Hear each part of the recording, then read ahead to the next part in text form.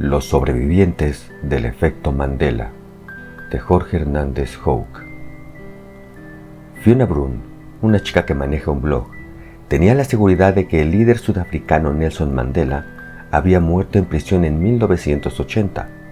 Y no solo ella, sino que miles, puede que millones, tenían la misma plena seguridad. Lo sorprendente es que eso jamás sucedió. Mandela fue liberado e incluso nombrado presidente de Sudáfrica en 1994, y no fue sino hasta 2013 que murió. A esto, Brun le denominó el efecto Mandela. Desde cosas tan triviales como tener la seguridad de que el personaje de Monopoly lleva monóculo o Mickey Mouse tiene tirantes, hasta hechos realmente relevantes como vivencias, recuerdos e incluso sucesos, la verdad a veces dista mucho de la memoria de la gente. Etapa 1. Endemia.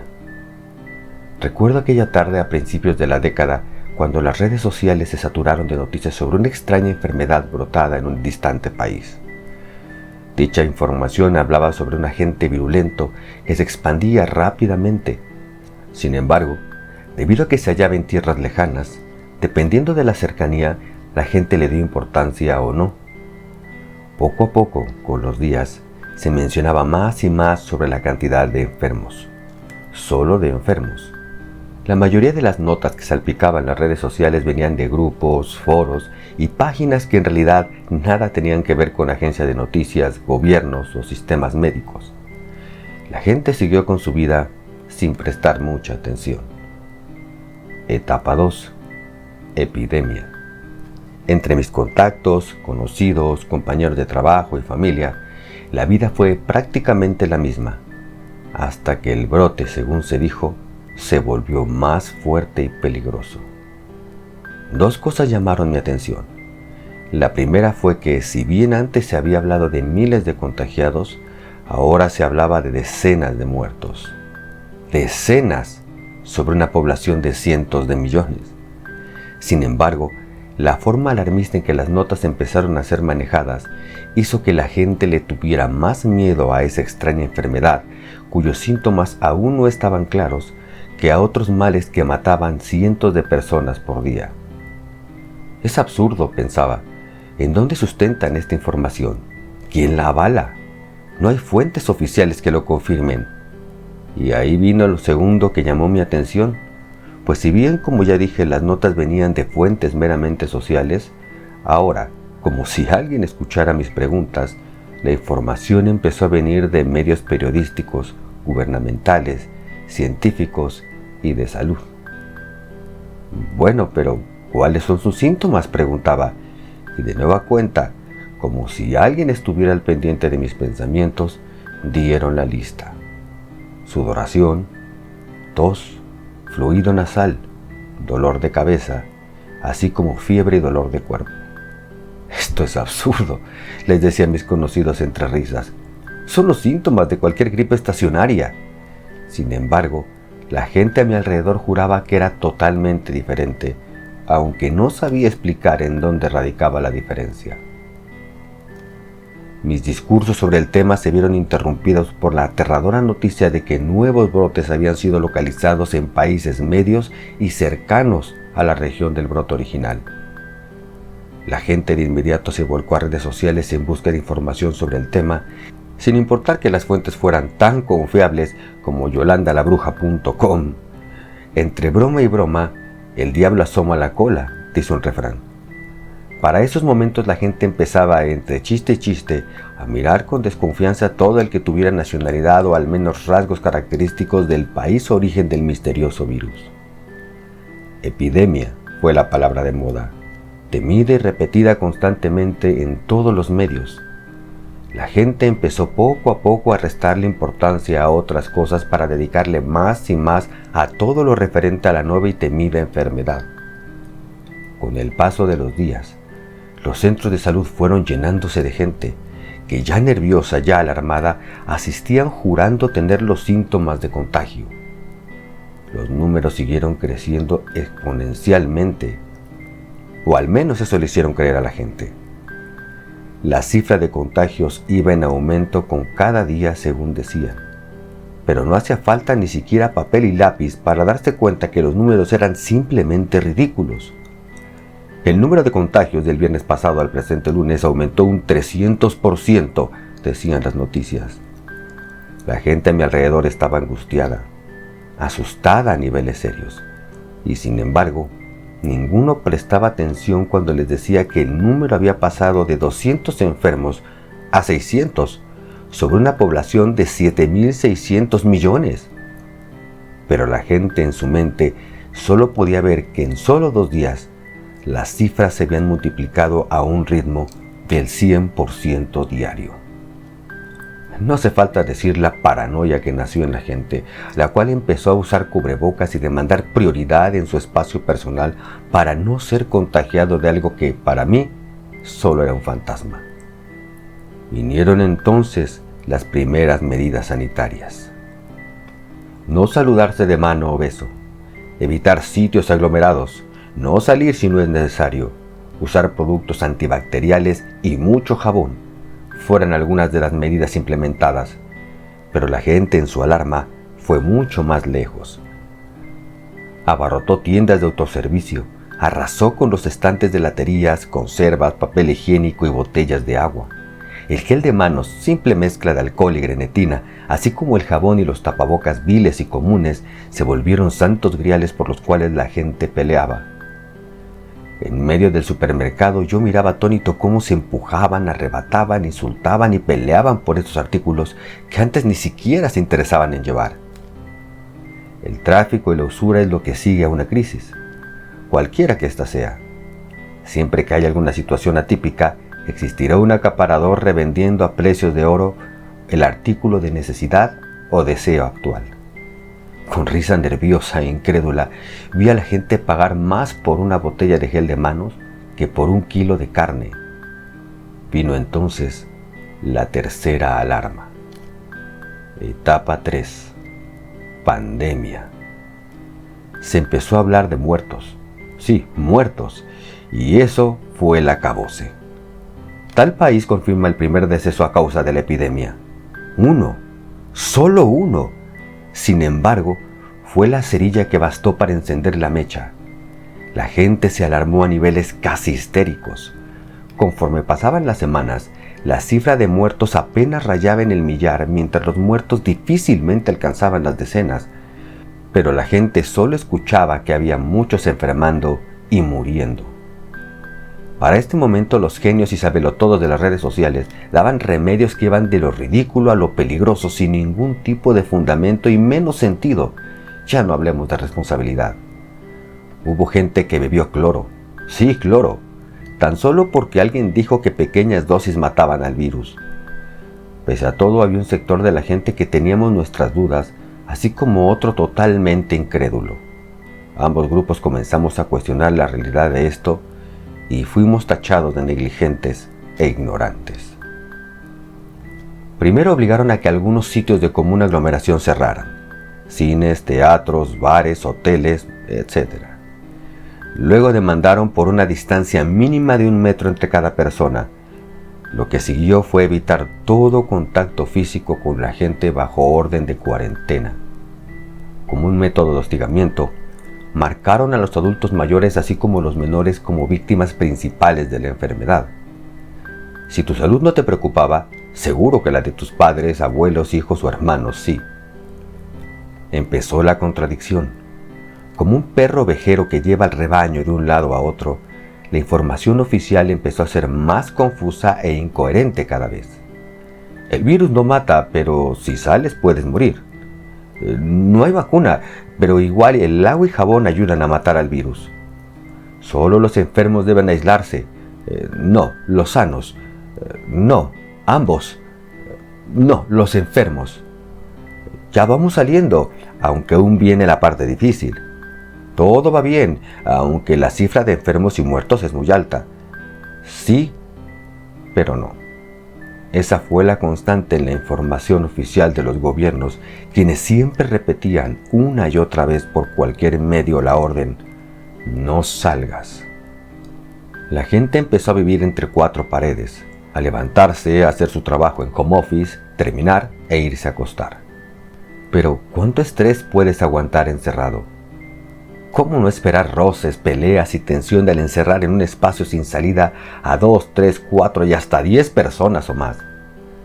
Los informes de peleas domésticas, algunas graves, empezaron a llegar. Muchos negocios pequeños fueron cayendo en la desesperación de una bancarrota a cuentagotas con cada día que pasaba. Gente buscaba la forma de salir avante con sus pequeños negocios de comida, reparación de zapatos, costura, albañilería y en general todos aquellos que dependen del flujo de la gente. Lo curioso es que los grandes supermercados no tuvieron que cerrar. Con dejar entrar una persona por familia y guardar distancia de 1 metro en cajas, bastó. Las grandes cadenas de comida rápida hicieron uso de las entregas a domicilio, superando así a la venta de pequeños negocios familiares. La gente empezó a desesperar. Ya no aguantaba más encerrada. Muchos fueron despedidos, a otros les redujeron el sueldo sin que protestaran, pues un poco era mejor que nada. Ante la constante duda de algunos y la descarada incredulidad de otros que se negaban a acatar la cuarentena, los gobiernos asusaron a la gente diciendo que mientras estas personas no obedecieran, la cuarentena no sería levantada. Entonces, la masa en cuarentena se volvió contra la que tenía dudas o de plano indolencia. Gente castigó y reprimió gente. No se necesitó de la policía. De la nada, aparecieron en la red fotos y videos de lugares distantes donde los muertos se apilaban en las calles. En realidad, no eran más que tomas burdas, mal hechas, a veces distorsionadas a propósito. Solo veías bultos bajo sábanas o empaquetados en bolsas negras. Cajas casi siempre funerarias colocadas en la calle, es decir, nada. Aparecían otros con alguien llorando, sosteniendo a otra persona en sus brazos mientras un tercero grababa con su teléfono diciendo cosas como: la señora perdió a su hija por la maldita enfermedad. Aquí la gente está muriendo. Hay muertos en las calles. En realidad no te mostraban nada claro y contundente, tan solo una idea, la punta de una hebra para que tú terminaras de tejer el resto. Es decir, la semilla del efecto Mandela. Gente aseguraba tener pruebas irrefutables de la muerte de millones de personas por la epidemia. Millones. Cuando en realidad los números oficiales hablaban de un par de miles en todo el planeta. Todo mundo conoció un enfermo. Todo mundo había oído de alguien muerto. De alguna forma que aún entiendo, buscaban mantener esa alarma como si la necesitaran. Cuando dije que las cifras eran absurdas, fui apedreado con comentarios como: infórmate, revisa las fuentes oficiales, ignorante. Pero cuando las fuentes oficiales decían que las cifras de muertos ascendían apenas a un par de miles a nivel mundial, el mismo público los tachaba de mentirosos, de estar maquillando cifras. Y así, aunque desesperada, la gente se mantenía encerrada sin necesidad de guardia ni candado. Mucha gente muerta en hospitales fue confirmada, sin ninguna prueba, como víctima de la enfermedad, y la gente lo aceptó. 9 meses pasaron. 9. 270 días en que la humanidad se detuvo casi por completo. 6.480 horas de encierro, viendo el mundo, viviendo, trabajando, interactuando, amando a través de pantallas. Me vi obligado a seguir la cuarentena, aún en contra de mi criterio, pues establecieron multas y sanciones para quien la violara. Eso sin contar con ser el blanco del odio de los encerrados, a quienes seguían amenazando con no levantar la cuarentena hasta que todos obedeciéramos. Recuerdo haber sentido un hondo estremecimiento al abrir las ventanas y ver un mundo quieto, callado, ausente, muerto. Por un lado, la gente acomodada subía videos de cómo departía con sus vecinos de balcón a balcón, mientras alguno ponía o interpretaba música con un río, bosque o hermoso paisaje de marco. Pero abajo, la gente moría de hambre, desesperación y tristeza. Estos muertos fueron barridos bajo la alfombra, ignorados porque la luz no llegaba tan abajo ni a la gente le interesaba verlos. Víctimas de la epidemia, dijeron.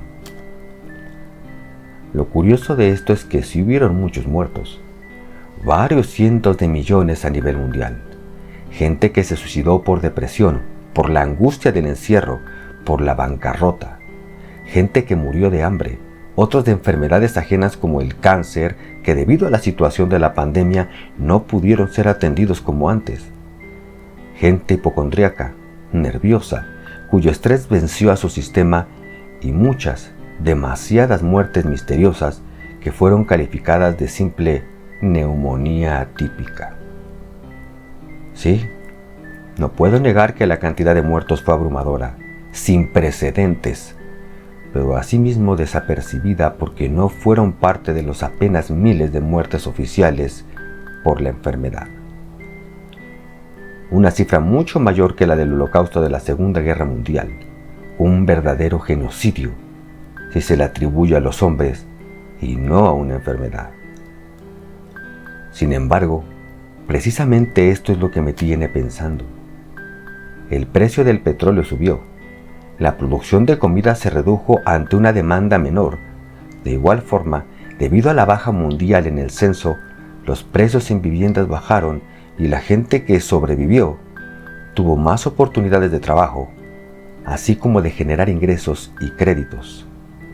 La franja de los muertos se mantuvo en una constante extraña: menores de 10 años, mayores de 60, personas con afecciones crónicas como asma, diabetes, EPOC, etc. Es decir, la población joven que aún no producía, la jubilada que ya no lo hacía y los enfermos cuya producción era baja o nula. ¿Coincidencia? La contaminación se redujo como nunca antes. En tan solo 2 años, muchas de las especies repoblaron la tierra, montaña, selva, bosque y mar. Curiosa casualidad. Al mundo estos 2 años de encierro y muerte le ayudaron a reponerse de la asfixiante agonía en la que se encontraba. Todo pareció recobrar niveles aceptables: población, contaminación, flora, fauna y economía. La cuarentena fue levantada. Poco a poco la gente volvió a salir, aunque le llevó un par de años perder el miedo. Bueno, casi. Hoy día sigo viendo frecuentemente gente con tapabocas o usando de forma casi patológica el gel para manos, que de nuevo cuesta un par de monedas. Cientos de millones de personas murieron de cualquier cosa, menos la dichosa enfermedad, pero en un perfecto ejemplo del efecto Mandela, la gente jura que fueron, y como tales las conmemora, víctimas de la gran pandemia. Camino por las calles que de nuevo tienen vida. Me detengo frente a un puesto de revistas y periódicos.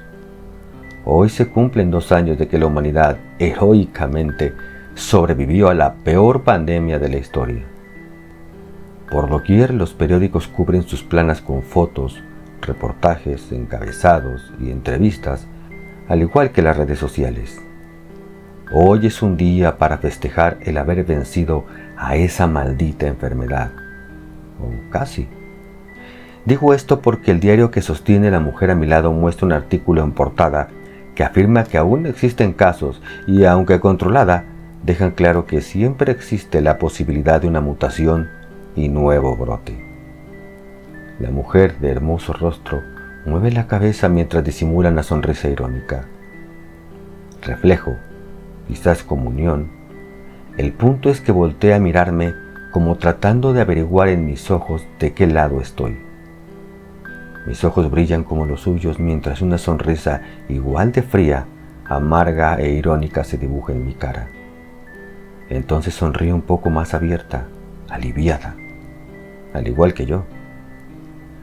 Luego de 2 años de erradicada la pandemia, nuestra cuarentena es por fin levantada. No hacen falta palabras. Con un guiño acompañado de un movimiento de cabeza, me invita a tomar una taza de café en una de las mesas cercanas de un local. Juntos, aún desconocidos, pero con la seguridad de erradicar eso también, miramos en silencio con una sonrisa a la gente que va y viene, Somos, a fin de cuentas, dos de los pocos verdaderos sobrevivientes de la epidemia y el efecto Mandela.